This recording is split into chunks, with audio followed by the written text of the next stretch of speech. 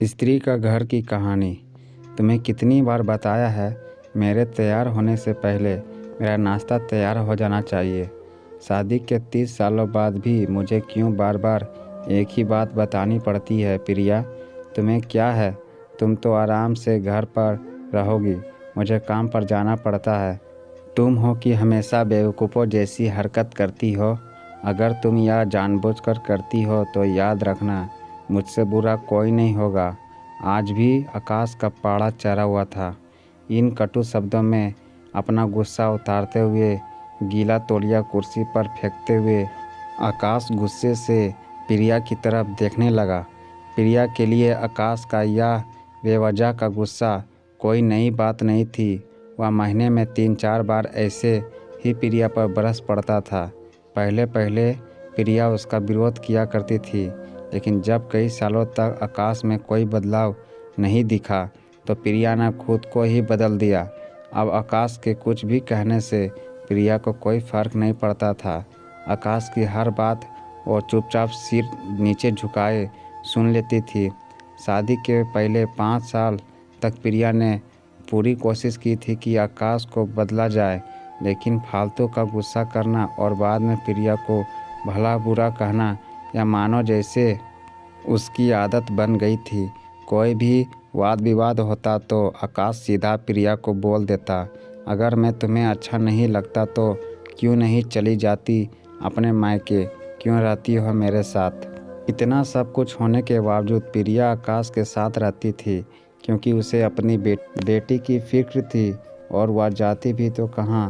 अपने बूढ़े हो चुके माँ बाप को इस उम्र में परेशान करना वह नहीं चाहती थी। समाज और लोग क्या कहेंगे, यह भी तो उसे देखना था। वह इतनी पढ़ी लिखी भी तो नहीं थी कि खुद जाकर कोई नौकरी कर सके और अपनी बेटी का पालन पोषण कर सके। प्रिया को अब अपनी फिक्र नहीं थी, उसको फिक्र थी तो बस अपनी शादी लायक हो रही बेटी की।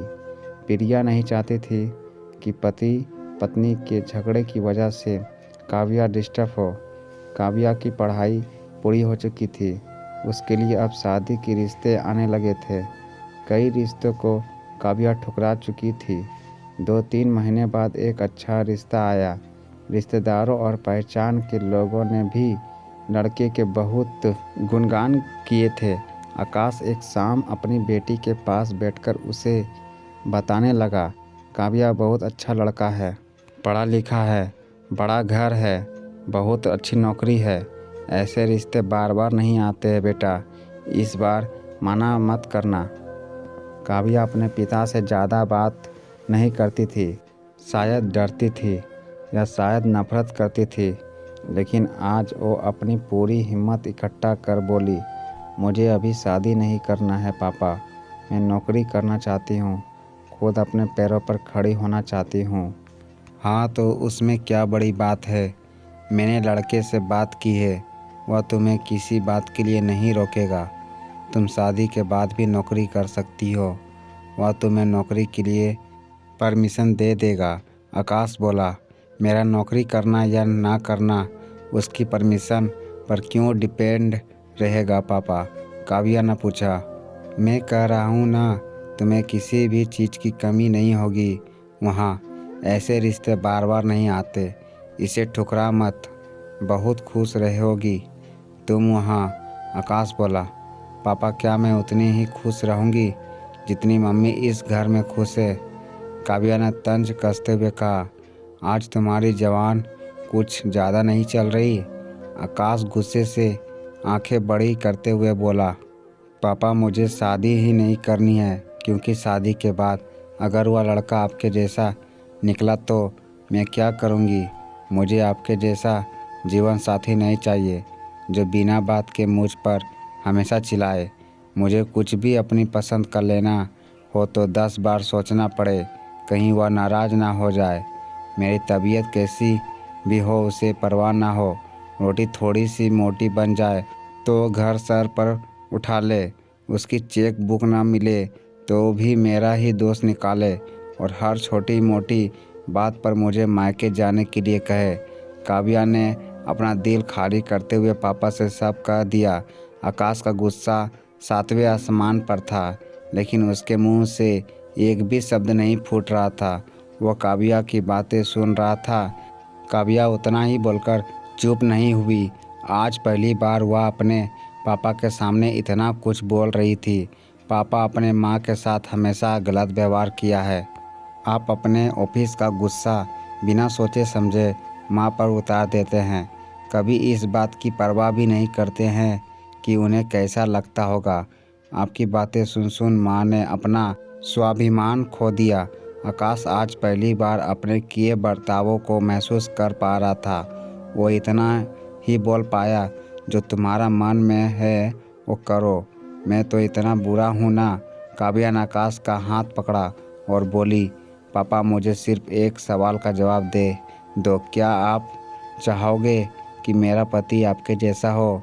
अगर आपका जवाब हाँ है तो कर दीजिए मेरा रिश्ता आज ही, और ना है तो मुझे आत्मनिर्भर बनने दीजिए।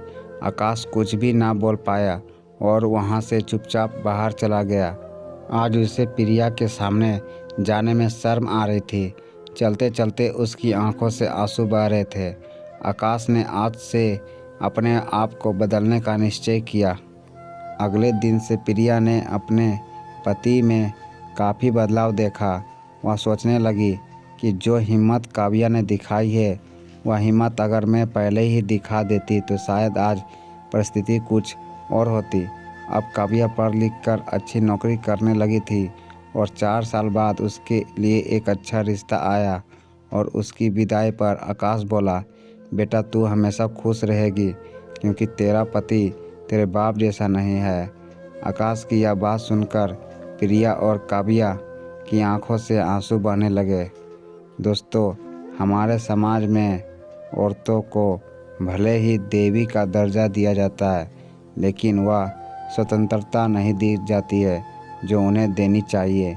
उन्हें बचपन से ही बताया जाता है कि वह पराया धन है। स्कूल से आने में देर हो जाए तो पिटाई मिलती है।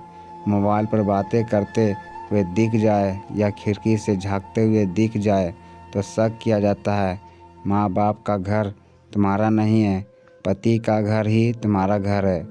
जीवन भर यह बातें बता बता कर उन्हें ससुराल भेज दिया जाता है और एक दिन किसी छोटे मोटे झगड़े में ससुराल वालों से उन्हें सुनना पड़ता है कि इस घर को छोड़ दो और मायके चली जाओ। तो ये कहानी आप लोगों को कैसा लगा? अगर अच्छा लगा होगा तो लाइक शेयर कमेंट ज़रूर कर देना। धन्यवाद।